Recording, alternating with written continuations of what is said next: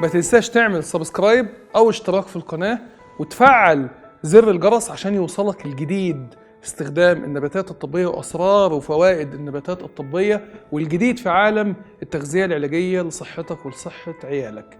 اشوفك على خير.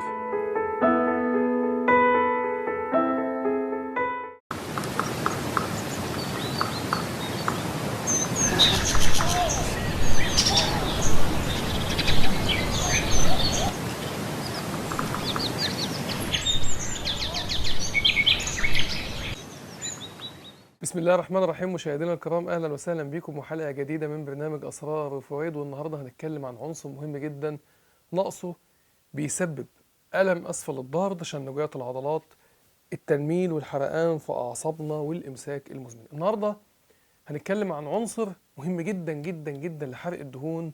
النهارده هنتكلم عن المغنيسيوم. شوف، مبدئيا كده عشان بس تبقى انت عارف، معظمنا يعني الدراسات بتقول 90% على الأقل من البشر عندهم نقص في المغنيسيوم. امتصاص المغنيسيوم من الحاجات الصعبة جدا من عن طريق الجهاز الهضمي. أي التهاب في الجهاز الهضمي بيعمل ضعف في الامتصاص بتاعه. نقص فيتامين د بيعمل كمان ضعف في امتصاص المغنيسيوم من الجهاز الهضمي. يمكن الناس تعرف ارتباط فيتامين د مع الكالسيوم مع فقط، يعني ما يعرفوش الفيتامين د ده مهم جدا لامتصاص المعادن التانية زي المغنيسيوم وزي الزنك. يمكن ده بيفسر علاقة كمان فيتامين د بالقصة بتاعة الخصوبة وهرمون الذكورة، لأن الزنك أنت محتاجه عشان هرمون الذكورة يكون في المعدل الطبيعي بتاعه. فأي نقص في فيتامين د معناه على طول نقص كمان في امتصاص الزنك المسؤول عن بناء هرمون الذكورة. أيا كان، المغنيسيوم زمان وإحنا كنا صغيرين كان المدرس بتاع الكيمياء في الثانويه العامه او في الاعدادي، وهو بيعرفنا الجدول الدوري بتاع العناصر، كان بيجيب العنصر بتاع المغنيسيوم اللي هو كان بيبقى عباره عن كويل كده، ويقوم يولع فيه باللهب. طبعا في وجود الاكسجين تلاقي المغنيسيوم ده ولع وعمل شراره كبيره كده. القصد من الاولى اللي انا عاوز اقوله ان الفتيل بتاع المغنيسيوم اللي ولع وعمل الشراره الفظيعه ده هو نفس اللي بيحصل بالظبط اما انت بتاخد المغنيسيوم وبتاخد معاه ميه، لان الميه طبعا هي مصدر الاكسجين جوه الجسم. بقى دول بيحرقوا الدهون. يبقى اول وظيفه من الوظائف اللي انت لازم تعرفها للمغنيسيوم ان المغنيسيوم بيستخدمه الجسم عشان يحرق الدهون. المغنيسيوم بيستخدمه الجسم عشان يحول اكلك اللي انت اكلته ده لطاقه. المغنيسيوم بيستخدمه الجسم عشان يبني البروتينات من الأحماض الأمينية. يعني احنا عندنا حاجة اسمها البروتينات، زي مثلا البروتين مثلا بتاع الكولاجين اللي احنا بنتكلم عنه دايما بتاع الغضاريف. البروتين ده عشان بيتكون من أحماض أمينية، سلسلة من الأحماض الأمينية.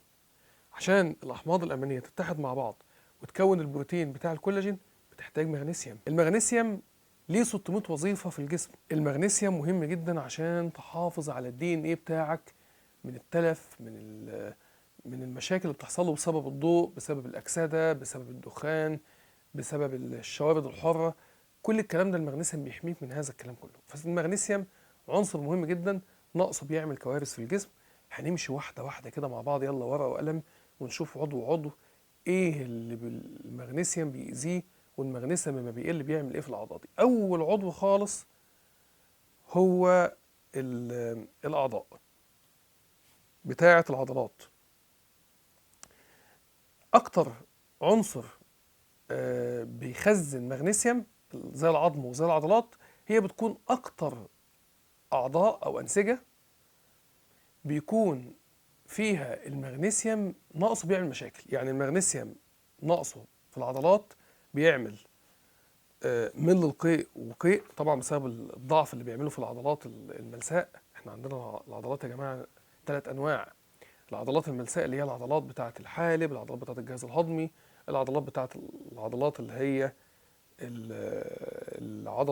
العضلات بتاعة الشرايين التاجية اللي بتغذي عضلة القلب.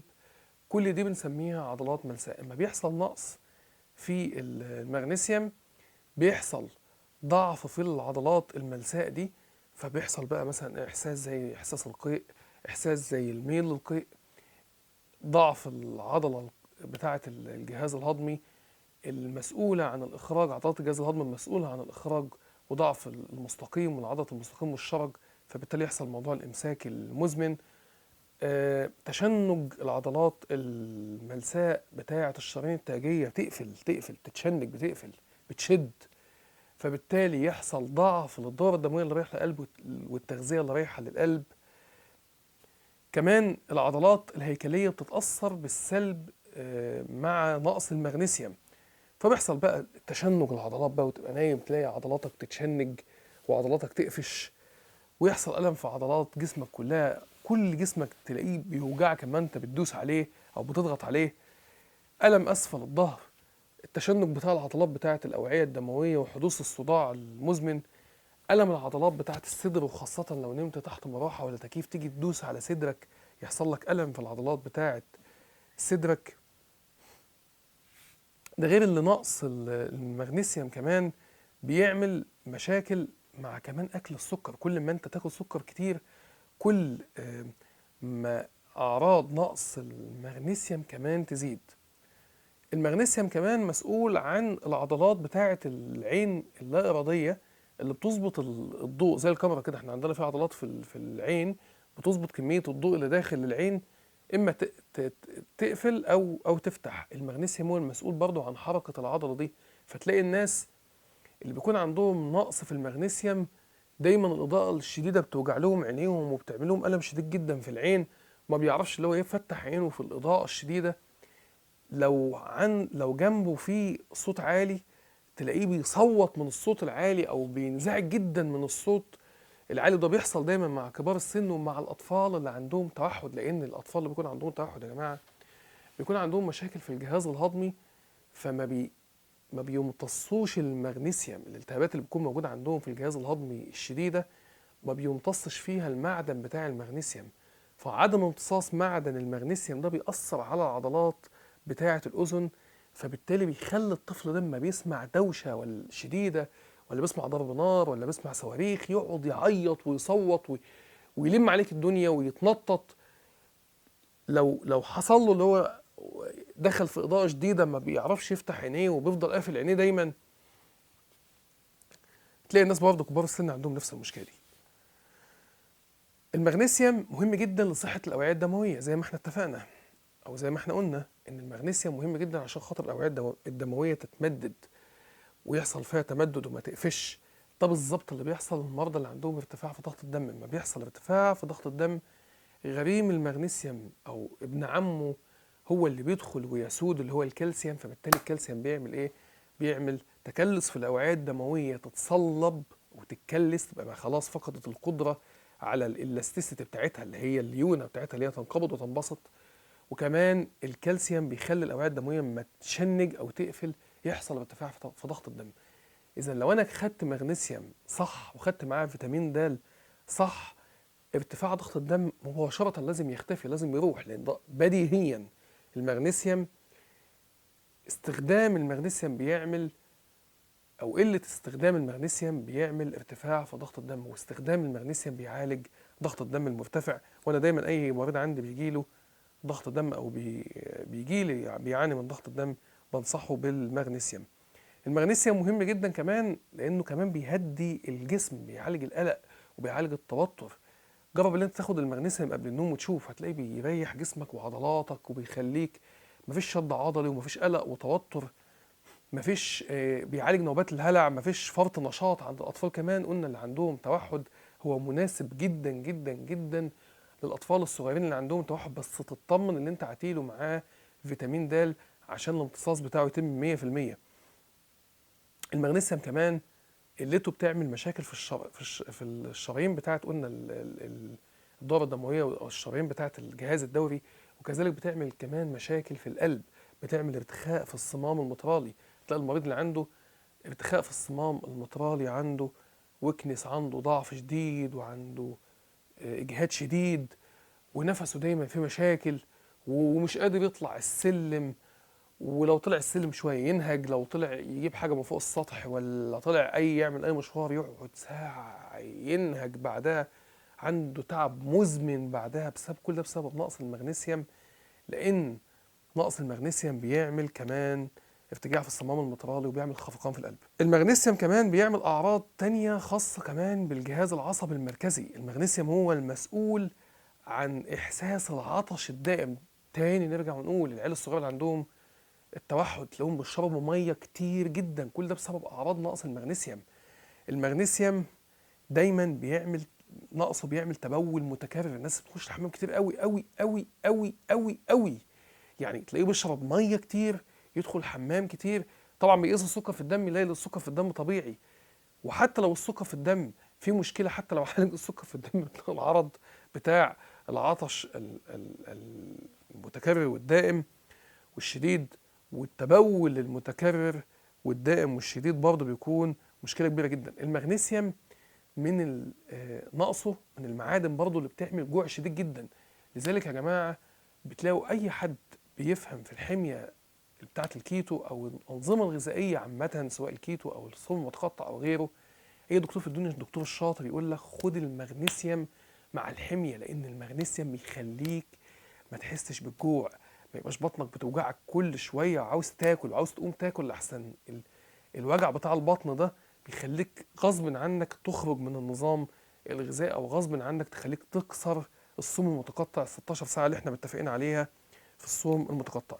المغنيسيوم بيعمل حساسيه وتنميل في الايد، حساسيه في الجلد طبعا، وتنميل في الايد والرجلين، والتهاب المهبل عند السيدات، والتهاب اللثه كمان المزمن عند السيدات وعند الرجال. لو انا عندي التهابات مزمنه في المهبل، او بمعنى اصح الكانديدا اللي بتعمل ريحه وحشه في المهبل وبتعمل التهابات مهبليه، او عندي التهابات في الفم وكمان ريحه وحشه في الفم بسبب التهاب اللثه، كل ده من اعراض نقص المغنيسيوم. فلو انت عندك نقص في المغنيسيوم ارجوك عالجه عشان خاطر تخلص من المشاكل دي. علاقة المغنيسيوم بالتوحد علاقة وطيدة زي ما احنا قلنا. موضوع اللي هو عدم التناغم العضلي عند العيال اللي عندهم توحد. جرب ان انت تركب العيل اللي عنده توحد مثلا مرجيحة، تلاقيه ما بيعرفش يمسكها، ما بيعرفش يسوق عجلة. الموضوع بتاع اللي هو الصوت اما بيضرب جنبه شيء مثلا زي مثلا صاروخ، ولا صاروخ لعبة يعني، ولا حتى طلقة نار، ولا حتى يبقى حد بيزعق ولا حاجة، تلاقيه يقعد يعيط ويصوت ويحط صباعه جوه ودانه. موضوع اللي هو التنطيط ده، وموضوع اللي هو ال ال ال فرط الحركة ونقص الانتباه، كل ده من أعراض نقص المغنيسيوم. موضوع شرب المية الكتير وموضوع التبول الكتير، كل دي من أعراض نقص المغنيسيوم. المغنيسيوم انزيم من الحاجات المهمة جدا للإنزيمات، بيدخل في تكوين 600 عملية عندنا، وتكوين إنزيمات مهمة جدا جدا جدا الجسم بيحتاجها، و600 عملية جوه الخلية بتاعة الجسم.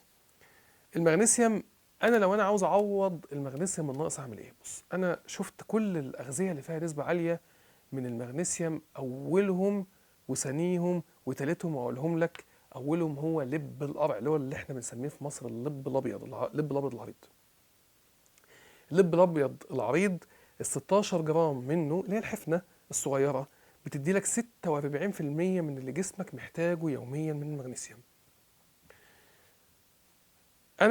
لو انا مكانك وانا بشتري اللب اللي هو القرع ده، ولو انا هاخد منه في اليوم مثلا حبه حلوين كده، مثلا 100 جرام ولا حاجه، عشان خاطر اعوض نقص المغنيسيوم، او حتى اخد 50 جرام مفيش مشكله. لو انا حتى خدت 50 جرام هاخد اكتر من 100%. احنا اتفقنا كل 16 جرام من لب القرع بيديك 46% 50% تقريبا من المغنيسيوم اللي جسمك محتاجه. وانا باخد لب القرع، انصحك نصيحه اللي انت تجيب لب القرع من غير صوديوم، من غير الملح يعني بمعنى صح. فانت وانت بتشتريه، بعض المحامص بتبيع لب القرع بدون ملح. قول انا عاوز لب قرع بدون ملح، ليه؟ انت هتاخد منه كميه، فما ينفعش اللي انت تاخد 100 جرام من لب القرع ويبقى فيه ملح كتير، يعمل لك ارتفاع في ضغط الدم، يعمل لك مشاكل كتير، لان كتر الملح مش حلو للجسم. عاوزين الملح وكل حاجه، بس اكتر من الحد المسموح فيه الملح بيعمل مصايب في جسمك. فلو سمحت خليك تاخد المصدر بتاع المغنيسيوم صح بدون ما يعمل لك ضرر. المغنيسيوم برضو موجود في السبانخ، بس للاسف مش بكميه كبيره. 140 جرام من السبانخ بيديك 39% من اللي جسمك محتاجه من المغنيسيوم. المغنيسيوم برضو موجود في الشوكولاته، بس برضو نفس القصه. لما تجيب الشوكولاته حاول تجيب الشوكولاته اللي هي الدارك اللي مفيش فيها سكر، او الشوكولاته المتحليه بالستيفيا. كل 100 جرام شوكولاته فيها 46% من اللي جسمك بيحتاجه. وده بيفسر ليه البني آدم ما بياكل الشوكولاتة بيرتاح. واحد بيبقى عنده صداع ياكل الشوكولاتة الصداع يروح، الاكتئاب يروح، الشد العضلي يروح. ده بيفسر ليه كده، لأن الشوكولاتة غنية جدا جدا جدا جدا بالمغنيسيوم. آخر نقطة عاوز أقولها لك، إن نقص عنصر المغنيسيوم بيعمل حاجة غريبة جدا كمان، بينقص البوتاسيوم. يعني لو ان المغنيسيوم قل كمان البوتاسيوم معاه بيقل. البوتاسيوم ده مهم جدا جدا جدا في وقف عمل هرمون الكورتيزول بتاع التوتر العصبي، في وقف عمل او المشاكل او الامراض المرتبطه بعضله القلب، زي الخفقان اللي بيحصل للمرضى اللي عندهم مشاكل في القلب. البوتاسيوم ده كمان هو روح الانسولين، لان كل ما البوتاسيوم بيقل مقاومه الانسولين بتزداد، والانسولين بيزيد في الدم بدل ما يدخل جوه الخليه، وبالتالي الانسولين يعمل مصايب، يعمل دهون في الجسم. يعني كده كمان المغنيسيوم عن طريق غير مباشر بيتسبب في تصلب الشرايين وزياده الدهون في الدم وزياده الدهون في الشرايين. ده غير اللي هو زي ما احنا قلنا في الحلقه بتاعت النهارده، هو عنصر مهم جدا جدا لحرق الدهون. زي ما احنا قلنا تجربه الاستاذ واللي هو بيولع وبيعمل فلاش، ده مهم جدا جدا تبقى انت عارف ان عنصر المغنيسيوم النقص بيعمل دهون في الشرايين، عنصر المغنيسيوم النقص بيعمل كرش، عنصر المغنيسيوم النقص بيقلل البوتاسيوم. ده كمان الدراسات بتؤكد كمان اللي هو بيقلل كمان الكالسيوم، فبالتالي بيخلي الكالسيوم بدل ما يدخل جوه الخلايا ويكون نافع وامتصاص يكون جيد وسليم، يحصل مشاكل مرتبطة بيه اللي هي مشاكل أمراض الكالسيوم. ودي نعمل لها حلقة منفصلة، نبقى نعمل حلقة طبعا منفصلة عن المشاكل المرتبطة بنقص عنصر ومعدن البوتاسيوم. يا رب تكون حلقة النهاردة من أسرار وفوائد عجبتكم. يا رب تكون كتبت معايا الأمراض اللي بتحصل نتيجة نقص المغنيسيوم، عشان لو أي حد تعرفه تقول له ياخد المغنيسيوم. المغنيسيوم كمان موجود فيه مغنيسيوم أكسيد، موجود يا جماعة في بعض المستحضرات اللي موجودة في السوق المصري، راس رخيص خالص. أي حد بيعمل كيتو بيدور دايما على المغنيسيوم، لأن اللي بيعملوا كيتو دول شطار وبيقروا وبيبقوا عارفين إن المغنيسيوم ده مهم جدا للحرق، وعشان كمان يعوض العناصر المهمة او الالكترولايت امبالانس اللي بيحصل نتيجه اللي هو التبول الكتير اللي بيحصل مع الكيتو. لان اللي بيعمل كيتو بيخش الحمام يعمل ميه كتير، فبالتالي ممكن تعمل له شد عضلي. فاي حد بيعمل كيتو عارف المعلومه دي، وبياخد المغنيسيوم عن طريق القراصه، موجود ومتاح في السوق المصري رخيص خالص. كذلك برضو المغنيسيوم ستريت او سطرات المغنيسيوم موجوده كمان في الصيدليات المصريه. الفوار بتاع سطرات المغنيسيوم ومتاح وسهل وبسيط ورخيص خالص. بس انا بفضل طبعا راس المغنيسيوم اوكسيد، بتبقى اجمل وافضل واحسن وارخص واسهل لك من الفوار، لان الفوار بيحطوا فيه سكر. فلو انت عندك مشكله مع الكيتو مش هينفع لك الفوار اللي فيه سكر ده، لان الكيتو ما ينفعش مع السكر. انتوا عارفين الكلام ده كويس جدا وحافظينه. اللي بيستخدم الكيتو السكر يعمل لك مشكله معاه على طول. طيب اتمنى تكون حلقه النهارده من اسرار الفوائد عجبتكم. لو الحلقه عجبتك اعمل لايك للفيديو، عشان دايما تبقى عارف اللي انت عملت لايك للفيديو تقدر ترجع له بكل سهوله. لان اللي بيعمل لايك يا جماعه على اليوتيوب يقدر يسترجع كل الفيديوهات اللي عمل لها لايك كانك خزنتها، يعني عملت لها سيف. ما تنساش تعمل لايك للفيديو، ما تنساش تعمل سبسكرايب للقناه، اللي انت تعمل اشتراك طبعا في القناه وتفعل زر الجرس عشان يوصلك الجديد دايما او اشعارات القناه بتاعتنا. ما تنساش تعمل شير للحلقه لاصدقائك على الفيسبوك، وتشير الحلقه كمان لاصدقائك على الواتساب. اشوفك على خير، شكرا والى اللقاء.